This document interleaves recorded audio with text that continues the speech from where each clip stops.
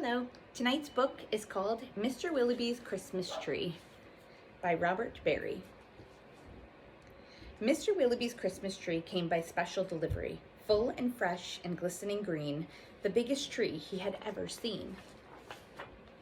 He dashed downstairs to open the door. This was the moment he'd waited for. A magnificent tree, splendid, he cried. Please, sir, won't you carry it right inside?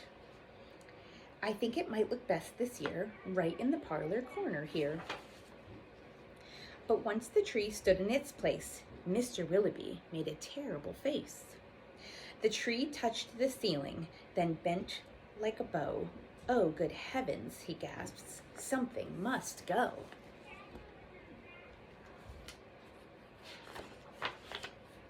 Baxter the butler was called on in haste to chop off the top, though it seemed quite a waste.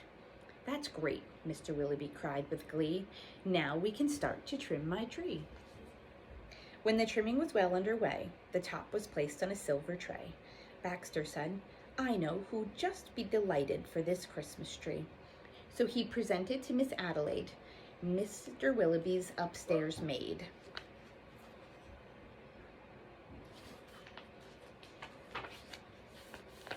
Won't this tree be a pretty sight when I have trimmed it up later tonight? But the top, oh dear, I'm so afraid, will have to be cut, sighed Miss Adelaide. And so with scissors, sharp and long, she snipped off the top while she hummed a song. The top was set out the very next day at the back of the house to be thrown away.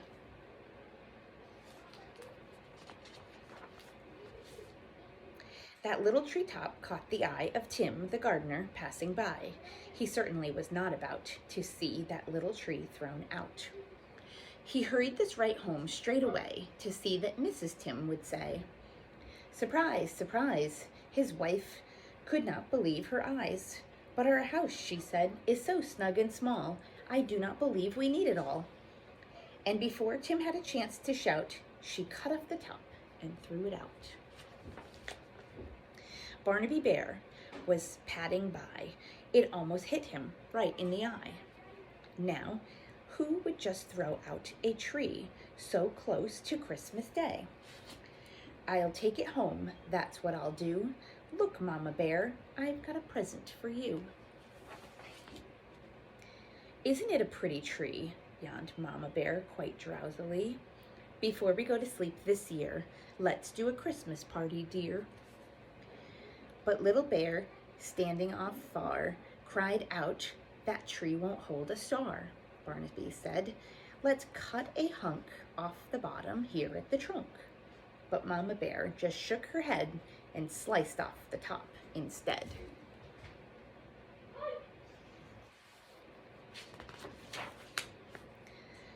Jolly guy golly, Barnaby said with a kick. Mama, that surely is just the right trick. Let's trim it with bells and honey rings, some berries and tinsels and popcorn on strings. Mama said, trim it just as you like. I've got to tidy up for the night. This top we won't need any more. I'll just put it outside the door. Later on that frosty night, Frisky Fox came into sight. He spied the treetop, rubbed his chin, opened his sack, and stuffed the top in.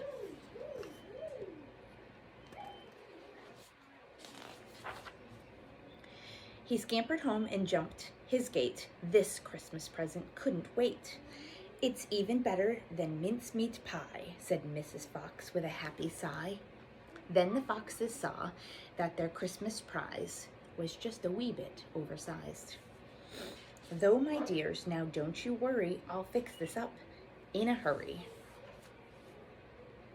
Benjamin Rabbit found it then just outside the fox's den.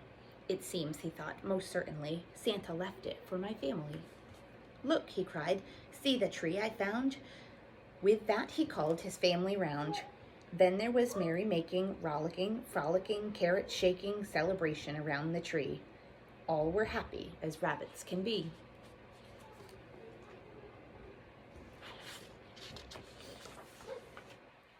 Benjamin Rabbit with his own hand sliced the carrot and made a stand. Now let's see how this will look in our little chimney nook. Right away the children cried, "Look, it's leaning off to one side." "It's too tall, that's all," said Mrs. Rabbit. And as though it were a summer carrot, she gave it a chop and threw it away the top.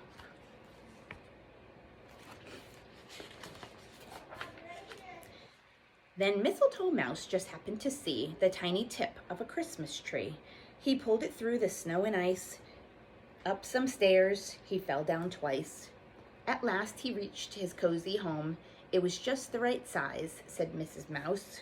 "Then at the top, if you see, they will put a star made of cheese." Oh, wasn't it grand to have a tree exactly like Mr. Willowby? The end.